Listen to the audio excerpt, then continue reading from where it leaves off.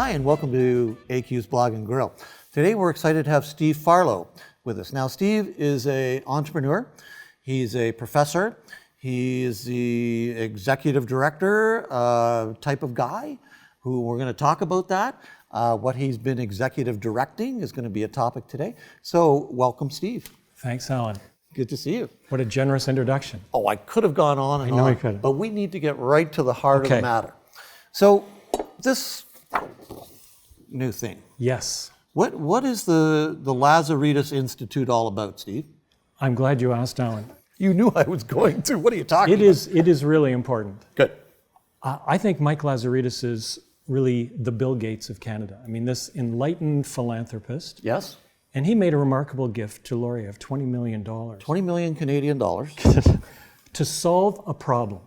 And he knows something about this. And that issue is this, that there's a shortage in Canada of men and women who can grow and scale globally competitive technology companies. Grow and scale competitive technology companies. Gotcha. And the thinking is we have a marvelous startup ecosystem in this country and in this region. In Waterloo Region, yeah. You've interviewed on this program many outstanding early stage entrepreneurs. The but is there's a shortage of globally competitive growth and scale in the province, in this region, and in the country. And Mr. Lazaridis' assumption of the problem was that there's a shortage of talent, a gap in scaling and growing globally competitive companies. Now, what does Mike Lazaridis know? What's his background in scaling for a global relevance? I think he's had a little experience in that, as we both know very, very well. And it's likely based on that firsthand experience as they struggled to identify and recruit talent to come to this region to help build and scale BlackBerry RIM. Yeah. So he's speaking from firsthand experience, yes, obviously. And even though he's such a wise man, we didn't accept that at face value. We've spent the last several months from our university base, a very vibrant business school, speaking with men and women across the country and indeed in Europe, across the world, to say, what is the problem in growing and scaling globally competitive companies? Okay. And guess what? It really is a management and leadership talent gap. Mike Lazaridis is correct. Like, one might have thought it would be access to capital, and that's a very important issue. But talent and management just leapt out, if you will, as the most serious problem. So the Lazaridis Institute, in a very thoughtful way, is going to address that. For the management of technology enterprises. So Mike's experience, he actually was the inventor of Research in Motion's BlackBerry, and then oversaw the company really create the smartphone category. Correct. So he's identified and decided to fund this new school at the Wilfrid Laurier University, and so the business school has been renamed the Lazaridis School of Business and Economics. Right. That will be housed in the Lazaridis Hall, a remarkable building. So what's really important, and I think this is thoughtful, is that the Institute will try and address, it will address this issue for the next generation. Your grandchildren will have the opportunity. You know something I don't know, Steve? I mean, we should share. I know we should talk about that. You're a new grandfather, and congratulations. New grandfather, and my grandchild too. But that next generation with really thoughtful academic programs. So at the undergraduate level, the master's level, PhD, in managing and growing and scaling technology enterprises. It really doesn't exist now. We've looked around the world for academic programs in that area. So this is unique, and Max Blau, who is the president of Wilfrid Laurier University, came to you and asked you to take on this project, at least in the launching period. And so how's that been? You know, on an interim basis. And I am a big believer in having early wins. So our focus for the Institute as we begin, that next generation is wonderful, but we've got to focus on the now, the current generation. Right. So we, with help from research, speaking with people around the world, are designing a suite or a series of programs and initiatives that we're calling scale-up and growth programs, targeted to CEO and CEO level and their immediate direct reports. Good. highly relevant and meaningful, addressing the key issues that our research is saying are critical to this. Right. And guess what? This won't surprise you. The most critical issue in that management and leadership talent gap is sales, is business development. Development of revenue, sales. How about that? Yeah. And global sales strategy, global sales tactics, and all that means. That's the biggest area where there's a real shortage of talent and leadership in this country. Right. So in the earliest programs, we'll be targeting to address that in a thoughtful way. And you notice I'm not calling it executive development. We're really calling it scale up and growth programs, Right. customized to you, for example, customized to your business and your very real needs. Not an off-the-shelf program that we can just say, go to it. These programs will be delivered by leading practitioners, men and women who have done it. And done it recently. That in our research, some of our most vibrant entrepreneurs in this community, be it a gentleman like a Curtis McBride or a Michael Litt or a Carol Lehman as just examples, all who have been on your program, say, if I'm going to attend your program, I want to learn from someone who has done it. Right. Of course, it'll all be grounded in a really solid academic body of knowledge, but delivered by leading practitioners. Right. That's pretty distinctive in university land. That is. That shows good vision. And I know that you have carried that vision forward, because you and I started working together at Laurier. And I asked you at one point, how much do I have to pay to become the entrepreneur in residence here at the Schlegel Exactly. thing? And I think you thought I was asking how much I would get paid, but I really was interested. I needed that job. I needed that refreshment into all of that, all of those students, all of the community. You bet. At a university to keep you stimulated. And you caught on to that a little bit before I did. So congratulations, because you've been right at the point of continuing to drive the entrepreneurial vision at this school. And one of the things that you should take a lot of credit for is the Launchpad thing. So tell us a little bit about the Launchpad program at Laurier. Well, I'd like to, and I'm very interested in your description of that entrepreneur in residence, and just the fact that it was someone with your skills and talent, this leading practitioner like yourself, speaks to the fact that this world of entrepreneurship and innovation has now been legitimized in academic circles in a way it wasn't at one point. That's right. When someone like you or me went to university, there just weren't programs in entrepreneurship. Right. Entrepreneurs were considered to be kind of oddballs, outliers. Yeah. That's changed now. I really feel that the best and brightest young people now at universities, really across the country, consider this whole process of enterprise creation a very viable career option in the way many of us did not years ago. Yeah. And the Launchpad program that you refer to really embodies that, where it has a really simple mission. It's to give these bright young people the opportunity to experience breakthroughs. Yes. Both personal and professional breakthroughs within the university curriculum. Right. But that opportunity to create a meaningful and thoughtful enterprise. And get course credit. Exactly. Which is important to our student friends. That is, really motivates bright young people, where within the curriculum, where their time is very finite, the opportunity to create an enterprise. The other thing I've learned so much about, and this will seem so self-evident when I say it, but is that, guess what? The most creative, remarkable young people reside in arts, in music, in science, in social work, phys ed, of course, phys ed, kinesiology, and of course business. Yeah. But it was when I was several years into this and looking at some remarkable schools around the world, that just became so obvious. And you referred to Max Blau. He gave me and others the opportunity to build programs into those other faculties. Right. Now, you've also been teaching entrepreneurship at the MBA level. I have. How's that gone? I mean, what is that like? Yeah.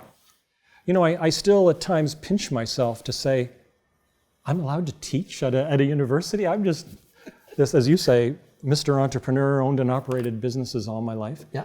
It's humbling doing that because, as you implied earlier, I just learned so much. Yeah.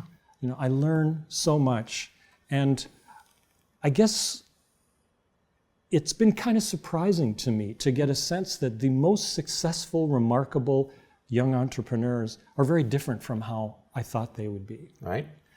I thought entrepreneurs a few years ago were these gregarious, knock doors down. That's right, Yeah. risk-taking people. Guess what? It's not really that way. Right. You know this so well, and from some of the remarkable people you've interviewed on this program, but they're humble. They're learners. They're coachable. Right. That's the key thing, and I'm just moved by that. Yeah. And it really means there's way more people than we think. So many of us really do have the skill set and the mindset, the behavior to create enterprises. Well, what are some of the success stories that you've experienced, Steve, in your relationship with the Schlegel Center Sure. and with Laurier's Business School Well, and here's- Launchpad? There've been so many, Alan, and I feel so fortunate to work with so many of these bright young people. I find it really interesting that a disproportionate number have a social mission that really use Yes. this process Right. of, call it enterprise creation, creativity, to do social good, to actually make money and do social good together. Right. There's a number of examples of that. A young philosophy student named Cole Jones has recently been through our process and created a remarkable business called Local Line, where he's linking local farmers and local restaurants, bringing them together, all sorts of environmental and economic benefits to the local economy. Right. He's now into 7-figure income. It's just an example of the kind of enterprise I mean. Yeah, and both of us, when we were active at Laurier, I'm not active other than the teaching part right now, but plasticity. Yeah. Jim Moss and Jennifer Moss, come on. Another great example with a very solid business model, but a social component to it as well. And I know I'd like to see more of that. And I think at Laurier, at Wilfrid Laurier University, they're becoming renowned for the social entrepreneurship. And I think maybe it's the texture of that community that there's somebody around here I can help. It is. We're launching a new program in social innovation, venture creation, civic, but combining students from all across the campus, again, arts, music, science, social work, business, etc., into that process to create a social enterprise. Wow. But linked very much with business students, computer science students, the goal being, though, to do good, to change the world. Yeah. And isn't it remarkable, back to this issue of your and my grandchildren, that motivation to do social good really resonates. So is there anything, Steve, that you've noticed that there seems to be some common characteristics? You said people turned out to be humble. Yeah. What might be some of the other shared characteristics in people that are launching enterprises? I talked about the academic body of knowledge, and if there's anything that is so clear now, there isn't that cookie cutter definition or characteristics of entrepreneurs. In my world, a wise person once said to me, there's two kinds of people in this world. There's those who do things, and there's those who analyze people who do things. And I think what's becoming clear is that more and more bright young people want to be on the side that do things. And I'm thrilled by that. And I think it's become such a more viable career option, as I said earlier, to create businesses and enterprises. But the characteristics you referred to earlier, the word coachability is huge. I don't know if that is in the dictionary, but to be so open to the remarkable ecosystem here, this wonderful network of mentors and coaches that are so available. You've played that role. If one isn't willing to have the humility and the understanding to learn from others, I think the probability of success is diminished. So that's what we look for an awful lot. Okay. Now, you and I are both familiar and admirers of David Johnson. Yes. Former president at U of W, and of course now our current Governor General. Now, Johnson himself says it's something in the water about Waterloo. Yeah. So, what is it? What's the awesome sauce that makes Waterloo, the region, just so much? Alan, it's such an interesting discussion, and it's so many people talk about that word collaboration. And I think we're overusing it a little bit. I had a visitor just a week ago from California with us, and he said to me, "Do you people really like each other that much?" And the fact is, we do have to be a little careful about being too self-congratulatory. We do have some serious challenges, as you know. The remarkable initiative that's taking place right now related to the corridor, the Toronto-Waterloo corridor, is so important. I'm not sure what's in the water, but we do have to attract more talent to this region to give us more success in scaling and growing globally competitive businesses. And we have to address that in a very serious way, because that's where the jobs are created. So I'm a little concerned we get too self-congratulatory and maybe not enough focused on some of the serious challenges we have. I agree with you 100%. And it's great to celebrate our success in the rearview mirror. Yeah. But let's not forget the windshield is what's going to take us forward. So true. And this body, this institute, is going to help that, because it's going to help us it's going to help us implement, it's going to help us keep ahead. I would love to come back on your program in a year or two and talk about the impact it's had. Right. Because what a challenge to actually measure the economic impact and the success of an initiative like the Lazaridis Institute. Right. We're trying to build research around this that we can report back in a substantive way as a public policy issue, trying to find ways to measure the success and impact of the Institute that we can share in research with other companies. So will you have me back in a year or two so we can talk about this? Just a sec, hold on. Can we have Steve back next year? Do we have room in the calendar? You know what? We're canceling Charlie Sheen. Sheen's out, Okay, Farlow's in. I'm delighted. 2017 year in, buddy. I'm delighted. So what is fun for you now, Steve? What are you going to do in the next little while that's just going to create this wonderful world of Steve Farlow? You know what's fun for me, Alan? Yeah.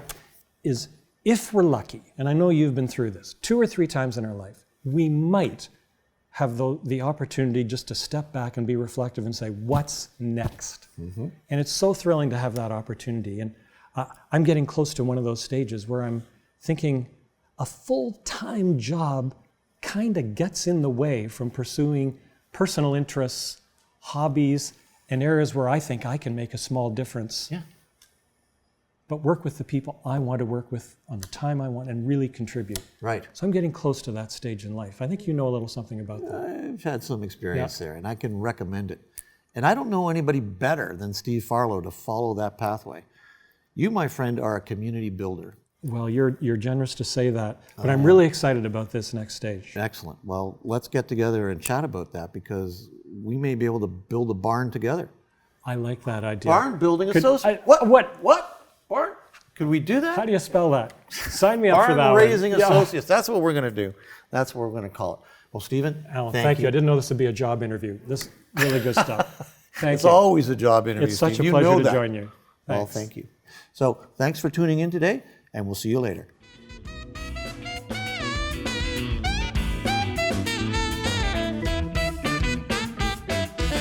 AQ's Blog and Grill.